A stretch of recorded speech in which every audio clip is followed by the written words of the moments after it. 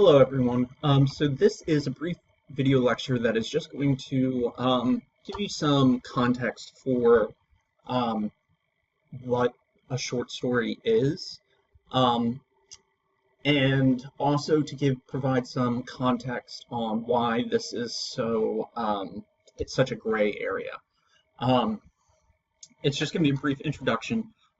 We're going to sort of set down what is agreed upon and then what some of the questions are and kind of lay that out there before we move forward because a lot of what we're going to read, there's a lot of differences in style, execution. We're going to read one short story that is actually only one sentence long, but that sentence is about a page and a half long. So there's a lot of experimentation, and I want to kind of lay down the foundation for all that stuff. This will be pretty brief. It's only a couple slides long. And then we will move on to discuss the history of the short story and how it has evolved over time. Okay? The first thing here is that there is an official definition of what a short story is, quote unquote, but this definition is debated heavily, and it's argued about, it's debated. There's a lot of experimentation and deviation from this. So as you know, much of art in general, it's very difficult to quantify what exactly a short story is. Okay. Now there are some publishing standards, some industry standards that sort of dictate some sort of force short stories into a box for new writers or relatively unknown writers. But then often we see that once a writer becomes famous or well established, they can do whatever they want. So we're going to kind of explore all of that as we move through the class, and this is just kind of a quick overview.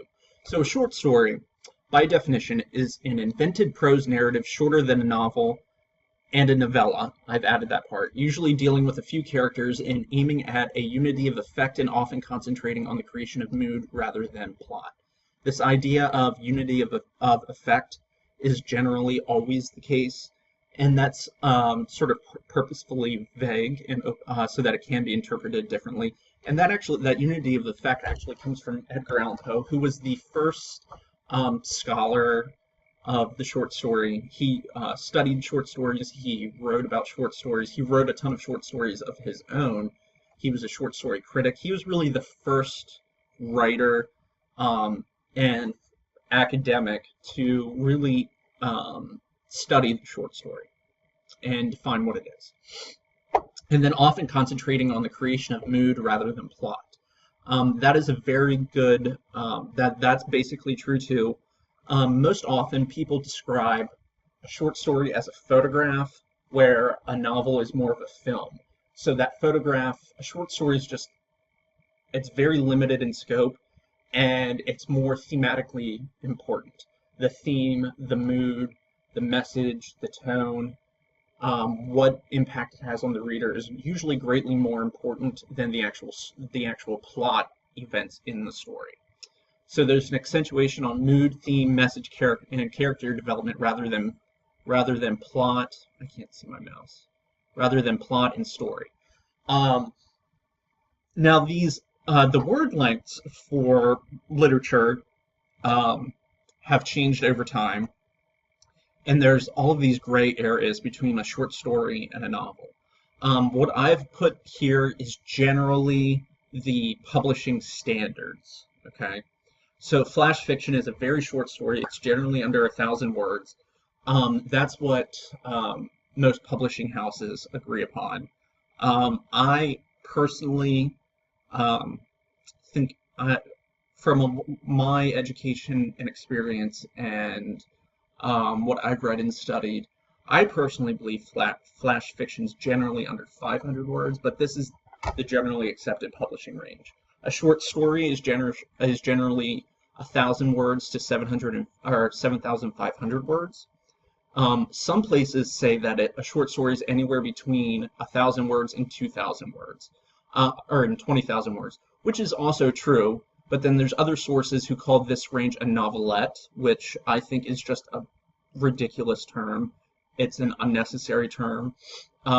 So for the context of this course, due to what I'm going to teach you and what I believe to be the most accurate, we're going to say a short story is 1,000 to 20,000 words. However, short stories this long generally are not publishable unless they're published in a collection. Most journals and magazines will not accept short stories that long. That's where the problem comes in. A novella is generally 20,000 to 40,000 words. Okay.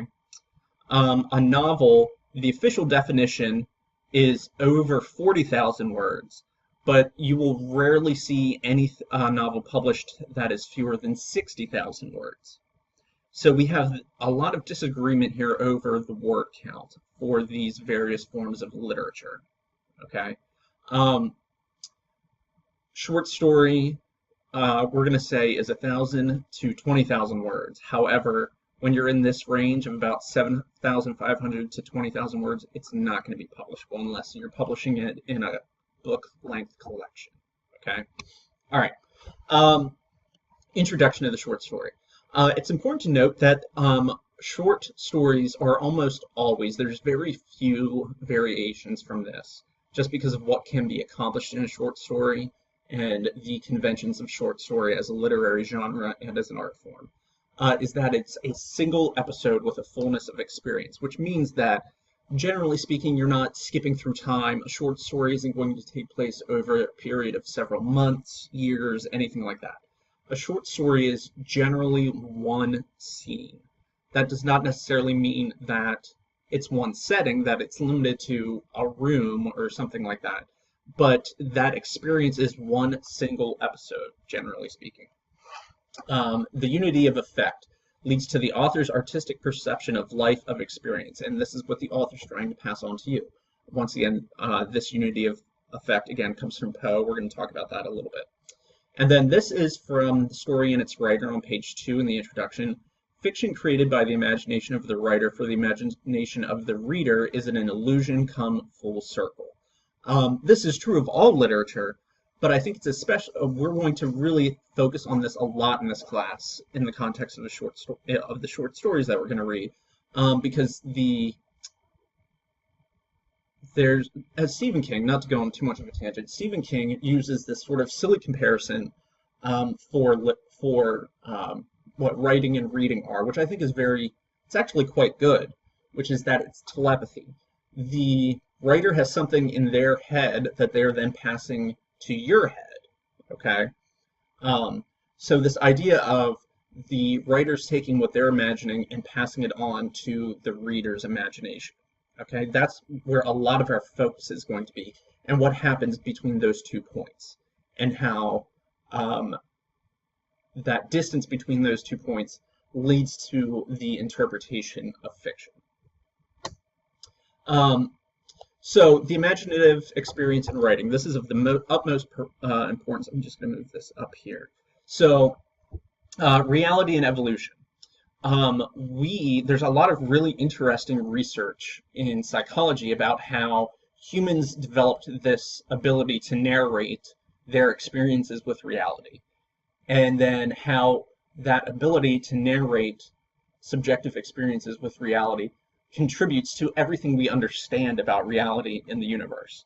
So there's this sort of chicken and egg situation where if we had not developed this ability to perceive reality through a narrative experience, through a story arc, through beginning, middle, and end of experience, how that would greatly change the universe around us. Okay. Imagination in the translation of experience. You cannot translate the experience, your experience, without imagination. You have to create that mental picture for somebody else to truly understand what you're trying to convey. So narration and imagination are fundamentally in a very psychologically evolutionary oh my gosh, I can't talk. In an evolutionary psychological way, they are the very foundation of how literature even exists.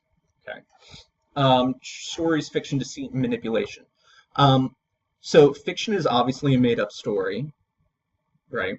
And all stories are fictional uh, by definition. If you're writing about a true experience, that's a memoir or a narrative essay, something like that. So there's always some deceit and manipulation in fiction.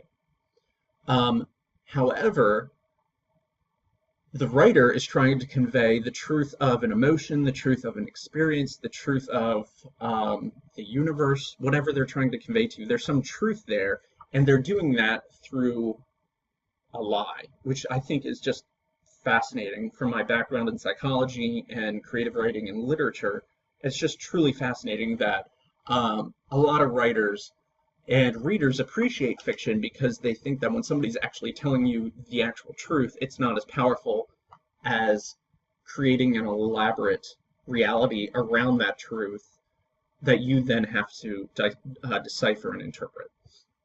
So this leads us into one of the big things we're going to be talking about throughout this course is truth versus honesty. Honesty is factually accurate. This factually happened. It's factual, it's honest. Truth, though, is the full picture, the full truth of an experience, emotional and experiential. And fiction deals mostly with truth, not honesty. Honesty is what scientists deal with. Truth is what philosophers, social scientists, writers, literature scholars, this is what we deal with. So to put this in a more digestible analogy, lawyers must be honest, but not necessarily truthful. They must be factually accurate, but the order in which facts can be presented can distort the truth. Okay, and a lot of you have read this. A lot of students read this in high school or college. The Things They Carried by Tim O'Brien is arguably the best example of this. If you haven't read it, or if you need a little refresher, the Things They Carried is about Tim O'Brien's experiences in the Vietnam War, when he was in the war, after he came home, and right before he went to the war. However, it's a fictional Tim O'Brien and an often fictionalized story about his experiences. And he puts this argument forward quite often in the book that we have expectations of what a war story should be. But they're not necessarily truthful. That's not necessarily truthfully what it's like. So he creates this war story based off of sort of that truthful, emotional, experiential truth that he feels about war and his experience in war, although it might not be factually accurate. Okay, I believe that's it for this. Yes. The next video lecture is going to jump into the history of the short story.